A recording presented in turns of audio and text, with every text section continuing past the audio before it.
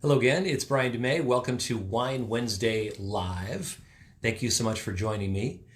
Just for saying hello today, make sure you do.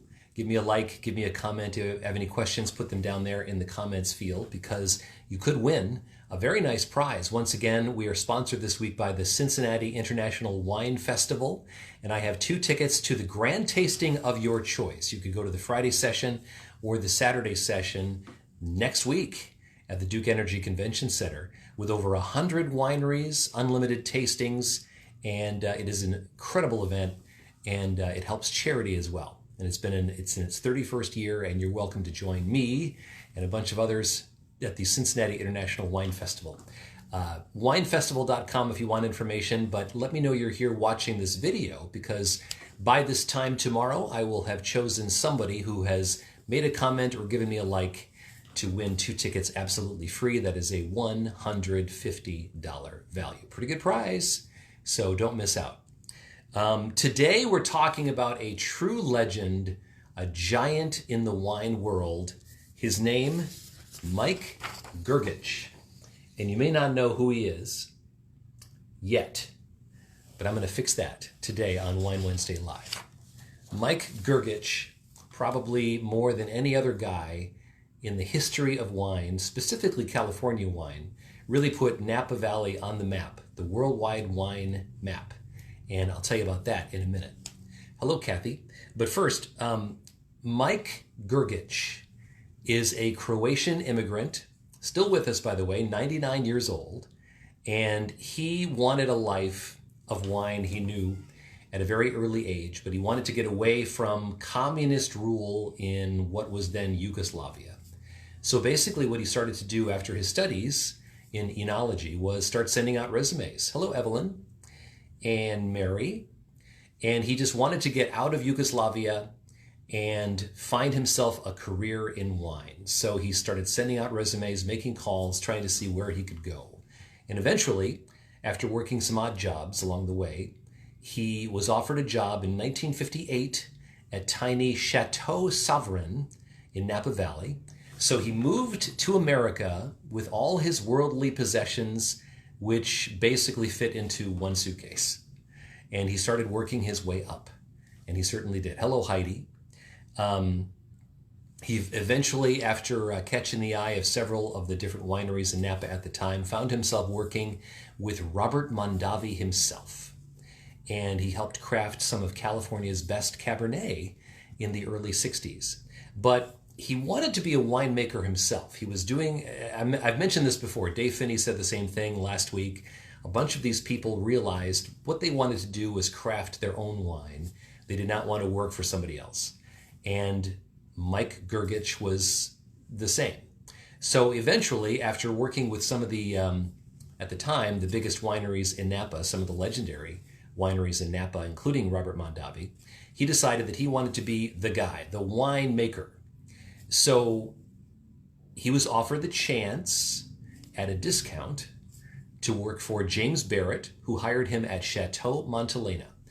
And James said, look, Mike, I want you to prove yourself by helping me make premium wines, because I don't think the world understands how good the wines in Napa Valley are. And Mike said, okay, but let's start with Chardonnay, because it'll be quicker to bottle and quicker to market, and we can make a name for ourselves that much quicker. And it was that decision that changed wine forever and put Napa Valley on the map. And here's how. Hello, Kathy. They called it the Judgement of Paris. And the idea, the brainchild it was, of Steve Spurrier, a British wine merchant who was tasting some really excellent wines from Napa Valley, but nobody was buying them. And he didn't understand why. And the reason at the time was because everybody thought if you wanted to get premium wine, it had to be from France. And the French loved this. They said, oh yes, something unique to our soil that makes only French wines premium wines. And Steve Spurrier knew better.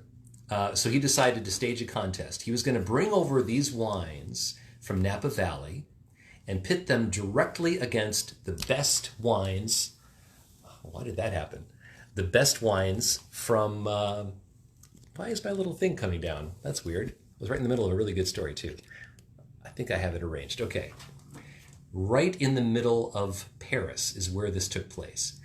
Blind tasting, nothing but French judges, and they would just taste the reds. They would taste the whites. They would rate the wines, and these were all, as I mentioned, French judges in Paris. And let's see who wins. And lo and behold, in every major category, the California wines won. Isn't that amazing? And it really, as I said, woke up a lot of people. It's like, wait a minute, America has wine? And people started thinking, who made these wines? And of course, Mike Grgich made the best white of the day, the Chardonnay from Chateau Montelena, and he suddenly became very much in demand as a winemaker. So that's how it started. And there's a picture of these French judges and the blind tasting right here. This is actually a photo from the Judgement of Paris in 1976, which woke up so many people to the quality of wine that was happening in America even that early. So Mike Grgich, a poor pauper from Croatia, comes over here and suddenly is worldwide known as one of the best Chardonnay makers in the world. What is he going to do? Is he going to work for somebody else? He could probably have his pick of jobs at any of the wineries. Nope, he decided that he was going to strike out on his own and realize his dream of becoming an owner of his own winery. And he decided in 1977 to break ground and start his own winery in Rutherford. And in case you're wondering, we talk about all these places and I'm familiar with them. Rutherford is right in the center of Napa Valley.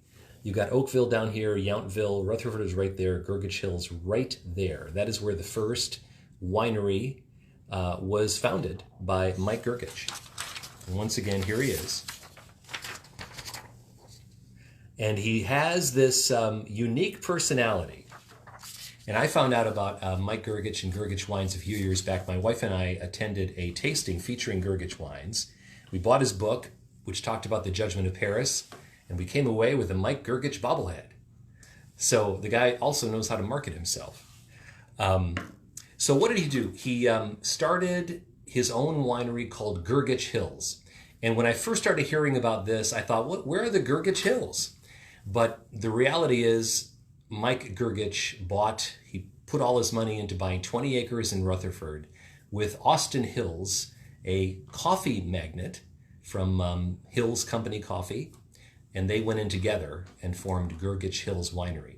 And since that time, Grgich Hills Winery has won every single award known to man, including Winery of the Year several times, most recently in 2019. Best Chardonnay, Best Zinfandel in the World awards. President Reagan and President Clinton both served Grgich Hills Chardonnay and different wines at the White House and at various important summits.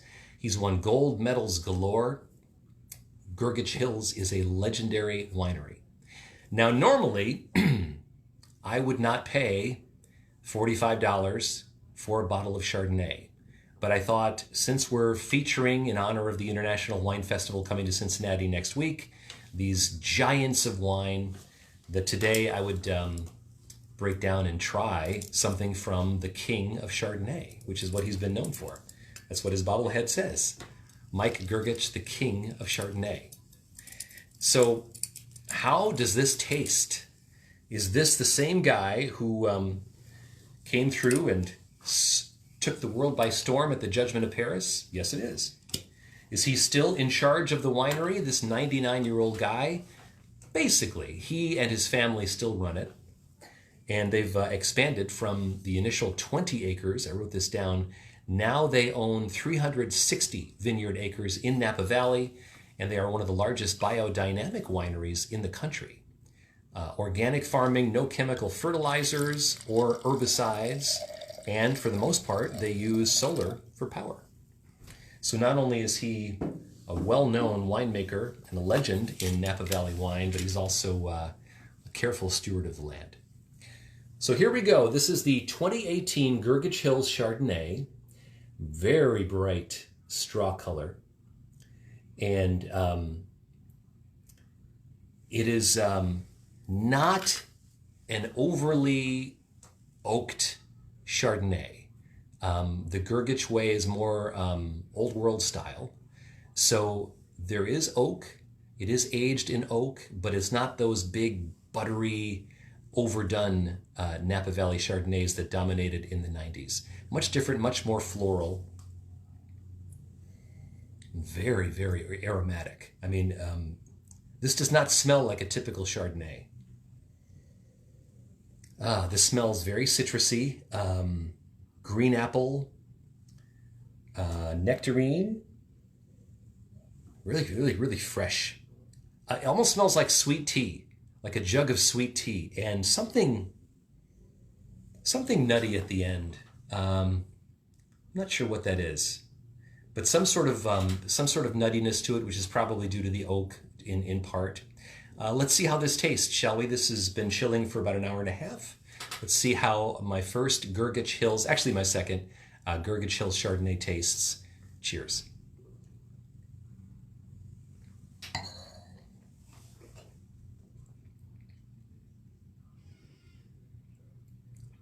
Oh man, this would go so well with crab legs.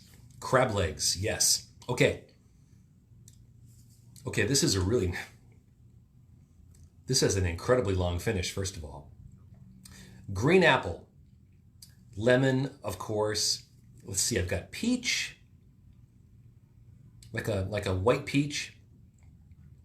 Again, kind of a nutty finish. We'll call it almond. There's just a hint of butter at the very end, just a little bit, but there's no malolactic fermentation with this particular wine. This is not a huge butter bomb. By the way, the 2018 got 94 points from Tastings Magazine on a scale of 100. This is a gold medal wine winner. Robert Parker and Wine Enthusiast gave it 92 points. This could be the best Chardonnay I've ever had. This is really good. I'm still tasting it after that first sip. So definitely the lemon, the citrus starts. You've got this nice acidity, but it's not bitter. It's got plenty of fruit, and then that kind of interesting, drier, nutty finish. Crab legs. That's what this needs. Fish, maybe a light pork with like a butter sauce. But man, this is just really, really good. Very refreshing. Wow. Okay. Mike Grgich, the King of Chardonnay, a title deservedly earned. Hello, Heidi and Cindy and Linda. So once again, the wine that we're trying today, I would call it a special occasion wine. If you're having seafood, if you have a dinner party and you want to impress your guests, and maybe you've got some seafood, some fish, maybe some crab legs, whip this out. $45, worth every single penny. The legendary Mike Grgich, 99 years old, and still running things at Grgich Hills Winery. Oh, by the way, if you ever get a chance to get out to Napa yourself and you want to stop on by Grgich Hills Winery, you'll be happy to know that it is on the route of the Napa Valley Wine Train, which is a fantastic way, if you're a newbie to Napa, to kind of experience a whole bunch of great stops in one route. And they will feed you, they will give you nice refreshments while you're on the Napa Valley Wine Train, but then they will pull over at Grgich Hills, and they'll pull over at Maryvale and a bunch of other places along the main route. And you can experience all these wineries one at a time. They'll take care of the transportation, and it's very cool. I've done this once. I'd love to do it again. And one of the stops on this Napa Valley Wine train is Grgich Hills Winery. And this is the original building in Rutherford. Yeah. What a nice Chardonnay. I'm going to finish drinking this. And once again, let me know whether it's live or on demand. Just give me a comment or a like to make yourself eligible to win the Cincinnati International Wine Festival passes that I have up for grabs for you. They're worth $75 each. You get your choice of grand tastings, either the Friday session or the Saturday session next week. Just let me know you're here, and you'll make yourself eligible to win that prize. And I thank you once again for watching Wine Wednesday live with me every week on Warm 98.5. See you next time.